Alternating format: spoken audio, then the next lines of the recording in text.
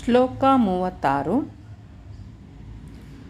ಅವ್ವಾಚ್ಯವಾದಾಂಶ ಬಹೂನ್ ವದಿಷ್ಯಂತಿ ತವಾಹಿತಃ ನಿಂದತಸ್ತವ ಸಾಮರ್ಥ್ಯಂ ತತೋ ದುಃಖತರಂ ನು ಕಿಂ.